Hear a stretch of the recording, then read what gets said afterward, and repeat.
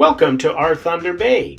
This is a show where we're going to take you behind the scenes and into the scenes on things going on in our city. In this episode, we're going to do an interview with Frank Pullia, former city councillor. We're going to talk about the Aboriginal Business Professional Association. We're going to take you behind the scenes of the Matawa Education Conference. And then we're going to finish up with a little bit of information about a hidden gem in Thunder Bay, the Thunder Bay Dive Club. It's James with NetNewsLedger, and joining me in our temporary studio today is former councillor Frank Pullia. Frank, welcome. Hi, how are you? It's nice out. We're into February. We've got through, I think, maybe... Well, I know they always used to say it's a federal issue, but... The bulk of the winter. The bulk of the winter. The days are getting longer. The days are getting longer. And after the minus 40 of the last couple of weeks, minus 20 looks balmy. Oh, minus 8, I don't need gloves. It's been like that. We're good. The civic election is over, of course. You put up one heck of a campaign against Bill Morrow. You fell a little short. And 11 other candidates. And 11 other candidates, yes. A very busy piece for mayor.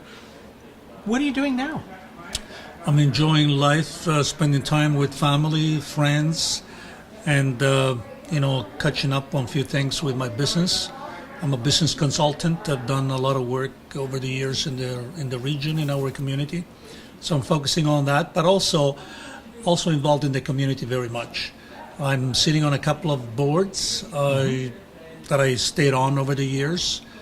I've been always very much involved in our community, volunteering on different boards, and the one where I'm sitting on right now is the Workforce Planning Board, North Superior Workforce Planning Board, because there's a tremendous need for training, retraining, making sure that our workforce is ready, willing, and able to get a job when investments come into town. And our employment right now is back to the levels of 2003. 65,000 people are now working in Thunder Bay. Our employment rate is down to 5.2%, but they still need to improve things. Okay. And that's what I'm still enjoying doing that. Now, you're looking a lot more rested probably than most of City Council after a month of them coming through, putting together a budget, having the deputations, having those late night sessions. Do you think they did a good job? I'm positive about the future of Thunder Bay, and it's never easy to balance the needs of the community, the needs and wants with limited resources. It's a balancing act. And any time that you can bring in a budget increase, tax increases at or below 2%, it's a good day for the citizens and the taxpayers of Thunder Bay. So overall, good job. However, it's easier when you're cutting services. Yes. And I strongly believe, and we did it over the last term of council, that you can maintain tax increases at a reasonable level without having to cut services. Well, that's so that was unfortunate. There's still this focus that either we increase your taxes or we cut your services. No, there's a third option. And the third option is continuous improvement practices, living within your means, improve doing things better, collaboration, collapsing the silos mentalities, making sure that if we can deliver more services at a lower cost, it's not a question of you doing more for less. No. It's a question of doing more collectively with the same resources that we have right now. Now, what would be an example of that? There's all kinds of examples. I remember a couple of years ago when we were already having the debate about, we picked all the low-lying fruits. Yes. There's no more opportunities for efficiencies. Efficiencies means different things to different people. Yes. So it's a double-edged sword. It's not a question of efficiency. It's a question of working smarter, working better. I'll give you an example. I remember some of my recommendations, because I didn't put a resolution on the table. I was recommending areas where you can go and find savings. A review of all the legal fees for the last 5 years allows you to spot trends where you're spending a lot of money for legal. Where is it coming from? Where are the pressures coming from? Right. You need that kind of intelligence to know how to go and operate better. A review of all the overtime by department across the corporation. It tells you that you can actually hire more people in an area where there is a need provide better service and lower your costs overall. Well, just two examples. As a piece right now, there's people all over the city complaining about the height of their snowbanks. Well, on one side, the city of Thunder Bay didn't order the snow. So, the team has been out, the roads have been clear, they're doing the best they can. Yeah. Communications is a big part of that. Yes. Do you feel the city is doing the best job it can communicating to the city? Getting better over the years. I remember asking the roads and manager to be proactive, because councillors get all the calls, questions, why is this happening? But if management is able to proactively explain, not just through the media, but also in writing. There was a good article you wrote about how Toronto is ready for the mega storm that's coming, right? We have more extreme weather events. So before we get hit with the weather events, it always helps tremendously to have management explain what's coming, Yes. what we're doing to be prepared, what to expect, and take us throughout an extreme weather event. What kind of equipment we're going to deploy, what are some of the techniques you implement to minimize the impact. I'll give you an example. Last year in February, it was melting. Yes. So at nighttime, during the day maybe +5, but at nighttime it goes to -10. All that slush that is accumulating on the catch basin will turn into ice. Yes. And then as it melts the day after, he's got nowhere to go. But on the road, it becomes a nice skating rink. So if you saw the snow plow coming by, looking like it's scraping nothing, there's no snow, it's actually clearing the ice and slush from the catch basins. But it's because there's no snow on the center of the road, you're going to see sparks flying. Of course, the blade is also reaching into the catch basin, is scraping all the slush away so water can drain.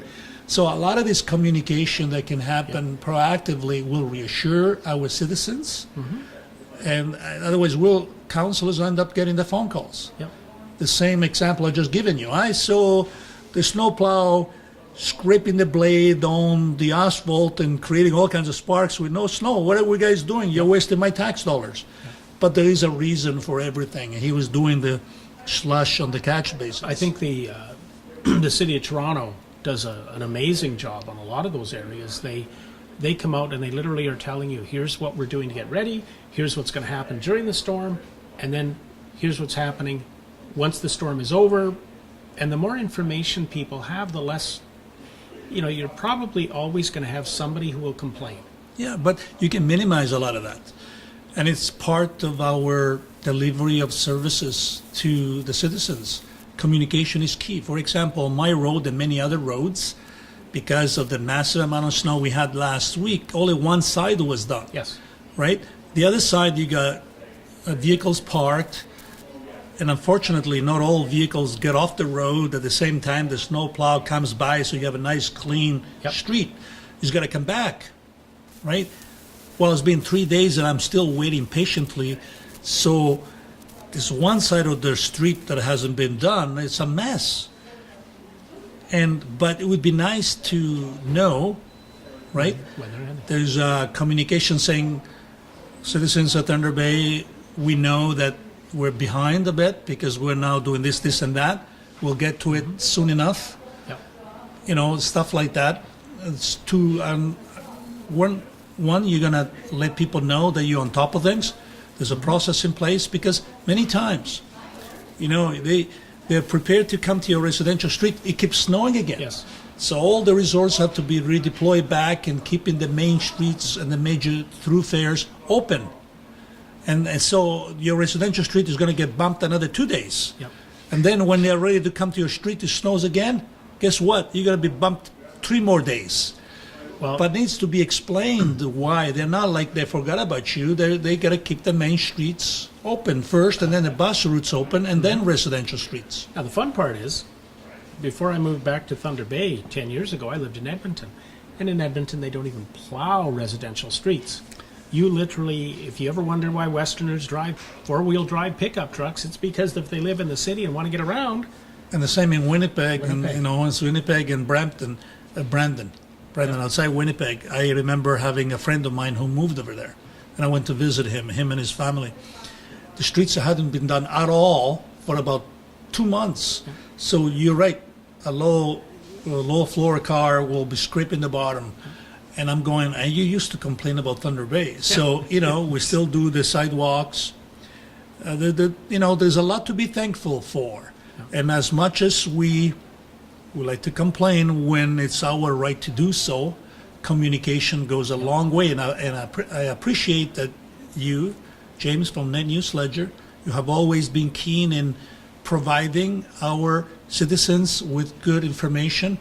You go out of your way to interview management of the city, elected officials, myself now. You did an exit interview with some of the other candidates that didn't get in to get their perspective. That's all healthy. Many times without the proper information, we come up, we fill the void with our worst fears. Human nature, and that's why communication is so important. This is something I think in Thunder Bay that we can do better, and that's when you're talking about things with the Workforce Planning Board, it's probably one of Thunder Bay's best kept secrets, but they do a lot of very positive projects and research and putting things together. Exactly. The Immigration Forum. Yes. There are many people that when they hear immigration, they get the wrong connotation. We're not talking, there's so many different parts of it. And we have to be clear what we're talking about, because a lot of people get defensive and we don't need somebody else to come in, take my job. Well, first of all, many employers are having a hard time finding skilled labor. Frank, it wasn't just the skilled labor. Not even the skill, even the truck drivers. Yep. You can't get any truck drivers, yep. Right? The college is offering programs to train people to drive a truck. You want a job? Become a truck driver.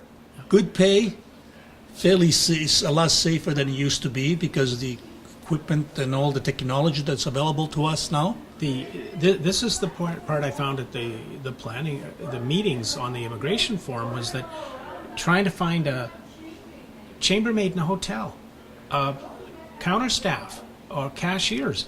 Those jobs are taking 90 to 100 days plus to fill in Thunder Bay. And people are coming to this country and filling those jobs and loving them and working hard. Another thing that needs to be explained, that the way the system works in Canada, you cannot bring someone from outside unless that job was posted across the country and there was nobody in Canada available to do that job. And believe it or not, there are many instances where it happens. There may be someone available in Vancouver, but they don't want to move here. It happened at the mill in Terrace Bay. They were almost forced to shut down. They needed 7 or 8 technical staff to run some of the machinery. They couldn't find anyone. There were people available in Vancouver, didn't want to come here until the government, they had to bring someone from Europe they had the technical expertise to deal with some of this equipment. And they had to go through immigration lawyer, they had to go through all kinds of stuff to be able to bring those resources that allow them to expand, keep the mill open, and hire hundreds of other people. Yes. Many employers, many companies in Thunder Bay and region are telling us now that they cannot expand. They have to give up projects that would allow them to hire additional people because they may not be able to find specific skills. Yep. And without that skill, they cannot expand their operation. So when we talk about immigration, we have to understand what we're talking about. It could be from the region. It doesn't have to be from Europe. It could be from the region. It could be from outside of the province of Ontario. It could be from the greater GTA. What we're talking about is a declining population. Baby boomers are retiring. We can't find enough personal support workers to take care of our seniors in the long-term care beds of St. Joe's. St. Joe's is paying for the tuition fees for people who want to become nurses, so personal support workers. The college has a program. They'll pay your wages, your tuitions. Yep. And the average wage is $21 an hour. and they So can't there's- find enough of those people. So Those are the- some of the challenges we're facing now as a region, a city. And this is the one that struck me with, going to different events with the planning board, the immigration forum, and I welcome you. If you haven't seen the videos, we have them online from the forum. Become informed from the events that are happening here in the city.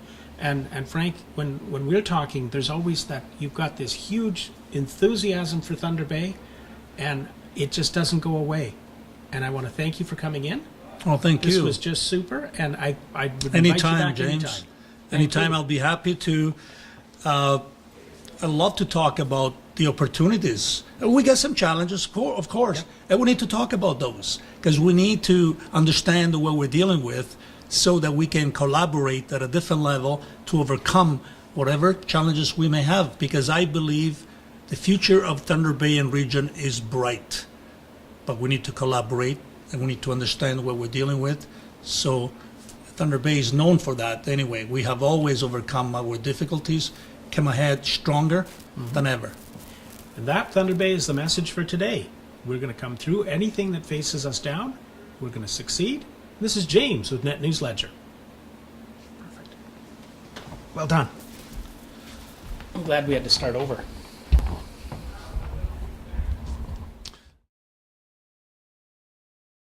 Organization on the lands of the unceded territory of the First Nation. Thank you very much. I'd like to first of all welcome everybody here for being at our opening event, the launch of the Anishinaabe Business Professional Association. And NEDF, as you know, has been a very instrumental organization since 1987 in providing financing, grants, and business advisory services to the people. Initially, it was the Anishinaabe Nation, but then it expanded into the other areas, Treaty 3, Robin Superior First Nations, which we continue to serve to this very day. So it's an honor for us to be here today and to provide the facility for the organization, the newly created association, to make their launch here today. Just a few words. The entrepreneurs or the aspiring entrepreneurs in Northern Ontario are resilient people. They do their best. They try hard. Sometimes they have to fail to succeed. We've seen that happen time and time again, but we've always felt that more support was always needed. We needed to do what was necessary to support our entrepreneurs, and of course, with the newly created organization here today, Anishinaabe Business Professional Association, it provides them a vehicle to where they can become a member and feel part of a new family. Not so much new in the sense of business, but being part of a new collective that will advocate for their business initiatives, their businesses, their families, and going forward. So we're very proud, of course, to see something like this begin in our territory. And it's new. I can't remember ever seeing this type of advocacy organization on behalf of businesses in Northern Ontario occur before, so we're glad to see this happen. And I'm glad to play a very small part in it, and I'm sure there are many more people. As the organization grows, as the association grows, it will bring on more members. It is member driven, and I believe it's going to be extremely successful going forward. So with that, I'm going to stop there and turn over to the president of the Anishinaabe Business Professional Association. If we could start with Jason Razovich. Thank you for the introduction. Good morning, everyone. My name is Jason Razovich. I'm a Gunuguming First Nation community member. The community of Gunuguming is also a signatory to Treaty Number 9, the James Bay Treaty. I would like to begin by acknowledging the site of our event and pay our respects to the traditional territory of Fort William First Nation Robinson Superior Treaty 1850, and acknowledge the opening prayer from Elder Victor Pullia and our drum Little Bear. I would like to thank NADF for co-hosting this great event, and it's an incredible feeling to be here today to be launching this with all of you. I'm excited for the chance to share this journey and to share this experience with the media and with all those that attended. I hope we don't get a noise complaint, but it's with the drum song, but it was worth it, and I hope you're ready to close off in a similar fashion. That was excellent. Thank you. So what the purpose of today is the launch of the Anishinaabe Business Professional Association. And we're unveiling our branding. So we've got a corporate video that we're going to share near the end, and our mission, vision, and values. Today, we are here to start changing the narrative for First Nations with the launch of the ABPA. Why we started this organization is simple. We needed a stronger voice for the First Nation business community in the North. For a long time, discussions about business and maximizing the direct and indirect economic benefits of development haven't been happening at the level that they need to for some of our First Nation communities in the North. In some cases, they did happen, but there was a lack of awareness of the intentions of the Anishinaabe entrepreneurs.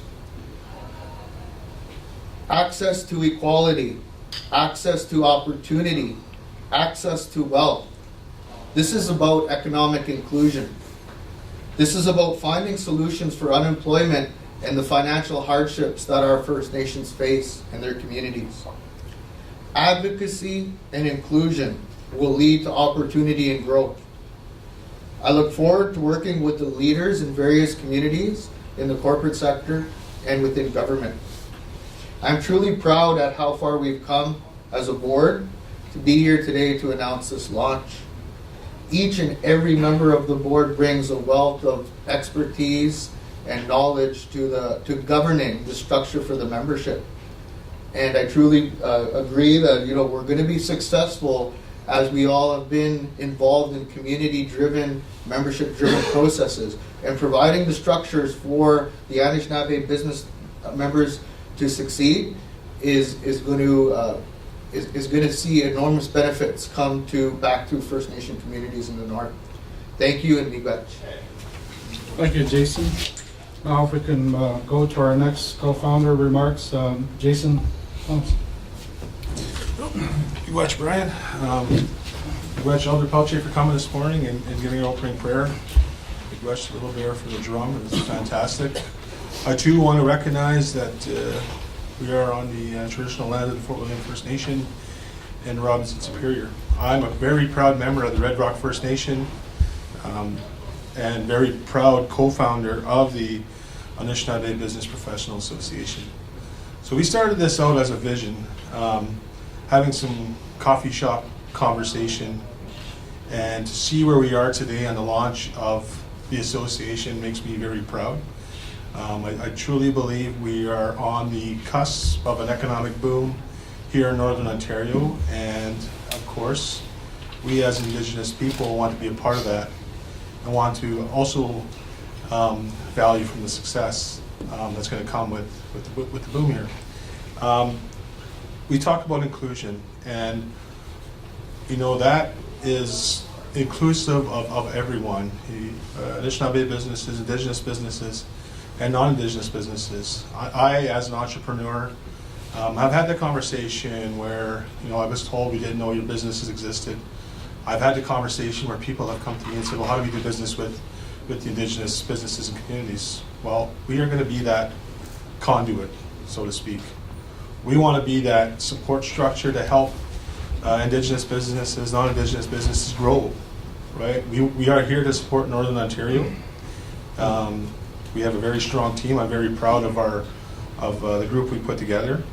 We're missing a couple of folks here today, Ron Morano, Rachel Paquette, and John Beardy, who are also very instrumental in forming this organization and So I want to make sure we acknowledge their participation, but we have a lot of, looking forward to a lot of success going forward. And I can't wait to get started. I've been chopping at a bit, and Jay's been holding me back here to get this up and let people know that we're out there, right? And like I said, we're looking forward to a very strong start to the organization, and I'm very happy that you were here to help us kickstart this. It's going to be memorable, trust me. Big witch. Thank you. Now we're going to play a short video for you to launch the new organization. I'm very excited to be launching the Anishinaabe Business Professional Association along with the other colleagues and founding members. The visual identity in the logo is very special and important to us. It signifies an awakening that is occurring in Northern Ontario. We chose to incorporate the loonie because it symbolizes the Canadian economy. It represents wealth, it represents money, it represents value, it represents strength, it represents longevity. And you have it as the backdrop to the wolf head. We wanted an animal that acted in a cooperative fashion with its mates. The wolf howling at the backdrop of the Canadian loonie as the moon, as that being a form of saying, we're coming. It is an animal that's known to be strategic, is confident, and assertive. The Anishinaabe, being the original people from this area, right, is important for us. And, it was important for us as a group that we identify that in the creation of our organization. A new era is here for First Nations in Northern Ontario, for Anishinaabe business with the launching of the ABPA. Join us today and get involved in the discussion for business opportunity and growth. Okay, so with that then, we'll go to our closing song and then our closing prayer. And I'd just like to once again thank the Drum for providing their presence here today. As you know, the Drum is extremely important to sending our messages into the universe and asking for that blessing as well as that support in going forward as a new organization. So it's important that we do everything in a spiritual fashion. And then, so with that, I'll go back to the elder, Victor Pelche, and then we'll close with the song. Okay, I'd just like to do a closing prayer. It's a prayer written by Black Elk and O Great Spirit, whose voice I hear in the winds, and whose breath gives life to all the world. Hear me. I am a man before you, one of your many children. I am small and I am weak. I need your strength and wisdom. Let me walk in beauty and make my eyes behold the red and purple sunset. Make my hands respect the things you have made, my ears sharp to hear your voice. Make me wise so that I may know the things you have taught my people, the lessons you have hidden in every leaf and rock. I seek strength not to be superior to my brothers, but to be able to fight my greatest enemy, myself. Make my eyes ever ready to come to you with clean hands and straight eyes. So when life fades as a fading sunset, my spirit may come to you without shame. Amen. New Age. Thanks. Now turn to the drum.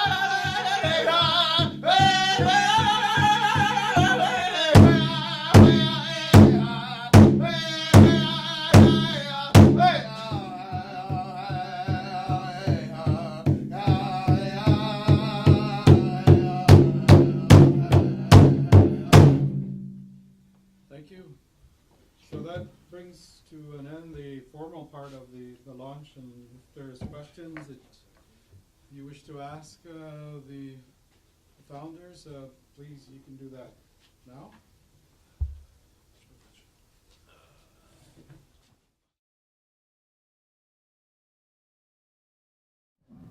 Bonjour, Nijwait Morgan Nakas. We are at the Valhalla Inn in Thunder Bay for the 2019 Education Conference with Matawa.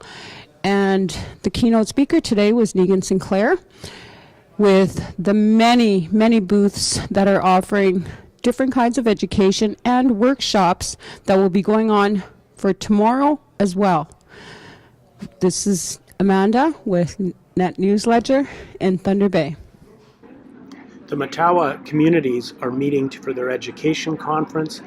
They're discussing the ways to improve education across Northern Ontario and Matawa communities and beyond. Here's the full story with Niigaan Sinclair. None of them are going to say algebra. What are they going to say? They're going to say it's the team, or the trip, or a teacher, or probably what they're going to say is their friends. I would say that their friends teach them way more than you ever do. I would actually say that your tone teaches them more than anything in a textbook. They remember the tone, but they don't remember the lesson. They remember the hallway and the intercom and the sports team more than they do the classroom. It doesn't mean that classrooms aren't important. It's just that we should invest ourselves in the wholeness of a student and teach them how to be good people, how to be able to resolve conflict. And probably the most important thing is when we talk about the TRC, calls to action, over half of them have to do with education. And I don't want to bore you too much, which is where I don't want to get into the calls to action, but we should train teachers properly. And what I want you all to promise me to do this. People are going to say, hey, what did you do at Matawa? Well, we talked about curriculum, we talked about language, we talked about how to build student relationships, and we heard this keynote with this guy who said we should prepare our young people for the future. You know what you're doing? Call to Action 63. So I want you all to say that. I want you to say, we did Call to Action 63. And people say, hey, what's Call to Action 63? Well, it's curriculum number 1. 63.1 is curriculum. 63.2 is best practices. But 63.3 is the most important one of them all. We need to create good people. Create good people. And for the past 4 years of my life, I've traveled around North America, particularly in Canada, but also, like I said, going to the States. And I've said, let's study schools. Let's study how schools create people. And I've worked with people like at Dauphin, or people at Rainbow District School Board, or Algoma, and I've said, what are notions of reconciliation that we can come up with that can invest themselves not just in textbooks, because the curriculum is the easy part. The actual hard part is how do we change the hallway? How do we change the songs that we sing or the sports logos that we use? Because ultimately, these ideas, whether they be with Catholics or whether they be with Saskatoon Tribal Council educators, as we begin to invest ourselves with young people and we say, treaty matters, we should teach it at every single level. We should talk about Asema at every single level. We should talk about gift giving and the Day Maganing and our Christian traditions. Being able to bring those things together, those teaching of and tradition. And we bring those things together, and here's what happens. Young people take over spaces, and they do it at grade 3. And they say, hey, we're going to make a treaty for our classroom. We're also going to go out and we're going to decorate all the water fountains in the language. And we're going to say, water matters here. And here's the most important thing of all. They're going to start going out to the world and doing this. This is my last thing.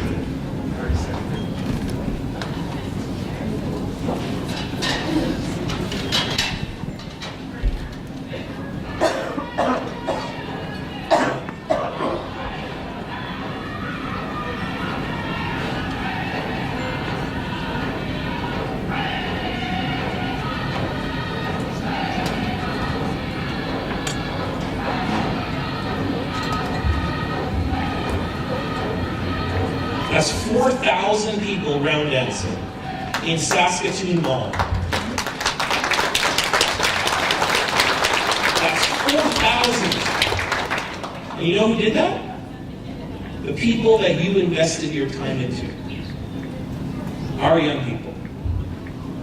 It wasn't any government that did that. It was us. We did that. You know where we did it? In the mall. What's the one place that divides us, that separates us, that wants that last 0.2%? It's profit, it's money, it's capitalism. It's the mall. You know, when I walk into the mall with my daughter says, hey, can we go to Claire's? You know what Claire's is? It's like this bunch of jewelries and stuff. And she says, I want some, I said, why do you want to go to Claire's? She said, I want some stuff. And I said, why do you want some stuff? She says, I want some stuff so that when I show my friends my stuff, they want my stuff. That's the mall. The mall is the great separator. It's like there's the have and the have-nots. You can only buy things in a mall. You can't hang out. A mall is the place in which that is ultimately the place that creates Canada, the place of money, the place of profit. And it's not that these places are bad, it's that we need to change the conversation. This is changing the conversation. One of the things that we did in I Don't Know More at Christmas time, is it December 17th through 21st, is we purposely did round dances near Santa castles. You know why? Because Santa is a big part of the mall. Santa is what often may divide us. And in Winnipeg, you know what Santa did? He took a coffee break because he wasn't ready for the round dance. And maybe one day he'll be ready. Maybe one day if we do all of these things, and here's the slide that I hope will help you the best. If you want to take a picture of this, it's all yours. But I've traveled across the country, I've dealt with about 80,000 students, educators, administrators, and I've said, what are the ideas that work the best for you? What are the ideas that have helped you build relationships in your school, dealt with Call to Action 63, but particularly, what are the actions and the programs that have helped us prepare for the future? The fact that we're going to conflict, and if we conflict, what are the teachings that are going to lead us through? And you know what every single time I hear? Anishinaabe. Anishinaabe is what's going to lead us through. If we invest our young people in languages, in our languages, and which are the best venues to understand conflict, if we invest ourselves in notions of peace and marching, as we have been doing for 5 decades, literally since we've been legally allowed to leave the reserves, if we invest ourselves in the same teachings that are all the way back to our creation story, which is that everyone is gift givers, everybody is related, and there is a fullness and a completeness in everything from the lodge outwards, we will get through this thing. We will find solutions. And you know who the solution makers are? Thunder Bay, Winnipeg, Regina, Saskatoon, Calgary, Edmonton, and all of the communities around them. I would say that we are the solution makers. We are not the problems of this country. I would say those who call us the problems are probably the biggest problems of all. We are the ones who are coming up with solutions, and that's what you're doing here. You are leading this country because you are investing in young people, and there are 10,000 of them, and more coming. The more that are coming, the more we will change this place. We will make it the truest, the most possible, and the most future-based place that we can possibly make. So with that, I say a huge neglect, and thank you very much.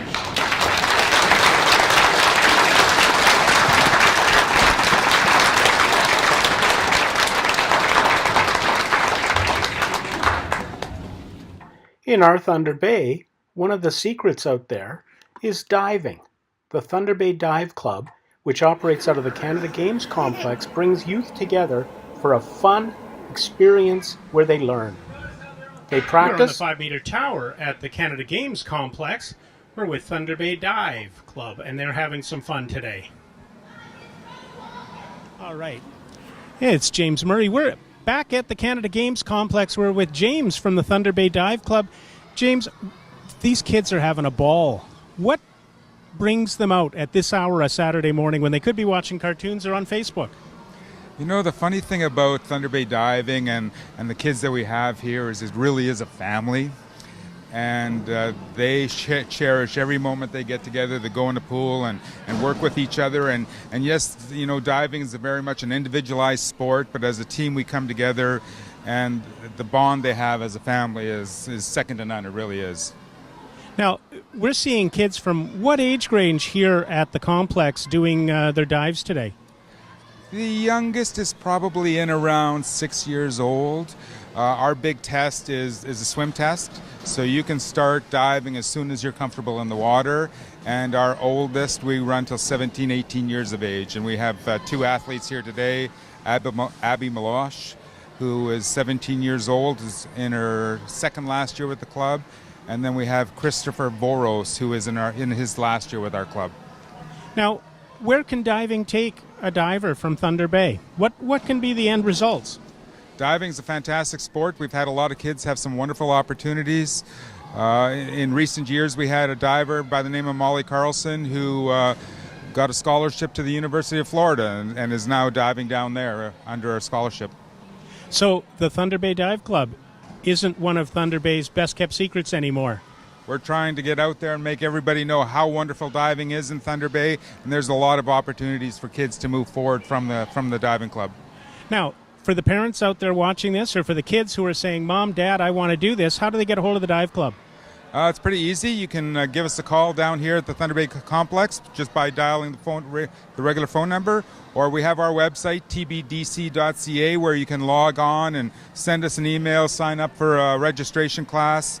In a couple of weeks, we have spring break camps happening down here, which is a great way to get introduced to the world of diving. So I encourage everybody to sign up for the spring break camp and give it a shot. Thanks, James. I appreciate it. Thank you. It's not all just in the swimming pool. The training that's required to do diving starts on the trampoline, where the youth learn how to do the dive moves that they're doing. You can see here, this is taking a lot of skill and a lot of talent. And there's some very, very talented divers that participate in the Thunder Bay Dive Club.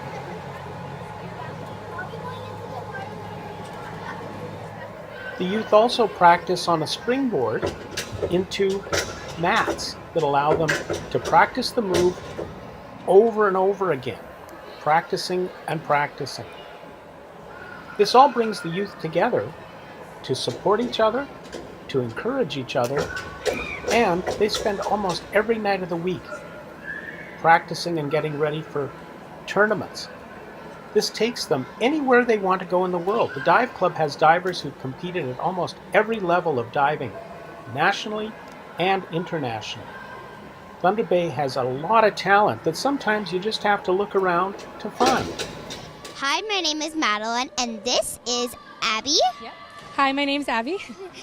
And today we're at the Thunder Bay Diving Club Canada Complex. And I'm going to be asking Abby some questions. So, Abby, how long have you been diving? This is my 7th year of diving. Which the funnest meter you like going on? I like doing 10 meter. Really? I don't like 10 meter. So, what's your... Wait, can I know your age, please? I am 16 turning 17. Cool. Cool. That is very cool. So, Abby, yeah. Which dive do you like the most? My favorite dive is definitely back twist on 3 meter. So there you go, folks. Then we're done. Okay. All right. We're with Jason Napper. He is the coach for Thunder Bay Dive Club, and we're here at the Canada Games Complex. These kids have had a ball today. What brings the excitement of diving into our club here in Thunder Bay? I think, number one, it's the kids. We have a great bunch of kids. There's a lot of team unity. There's a lot of playfulness that they have. And number two, I think it's the energy. It's the energy that they bring along with the coaching staff. I think it's a pretty good environment. Now, Thunder Bay is one of the few. There's a sign on the board here that diving's never been this far north. What does having a facility like this mean for training divers? This pool for over 35 years has been an absolute gem in northwestern Ontario, but also for the Thunder Bay Diving Club and the diving community. There are only a handful of facilities right across the country like this, and we are easily the smallest city in the entire country that has a full facility like this behind us. So a legacy of the Canada Games that's living on today. Where do divers go from the Dive Club? What kind of success stories can you share? Well, we started in 1982. The reason I know that is because I was the third member of the diving club once upon a time. In the 35 plus years that we've been around, we've had provincial, national, international champions, as well as Commonwealth Games champions, Pan Am Games medalists. We've had people go to the World Championships, the Olympics. Essentially, Thunder Bay Diving Club has had representatives representing the sport of diving at every major games on the planet.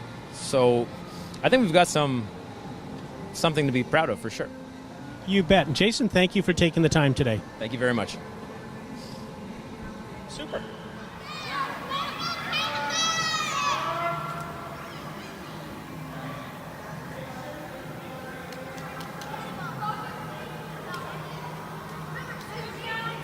This is James Murray with NetNewsLedger, and we'll leave you at the Thunder Bay Dive Club at the Canada Games Complex as the kids wrap up their Saturday event.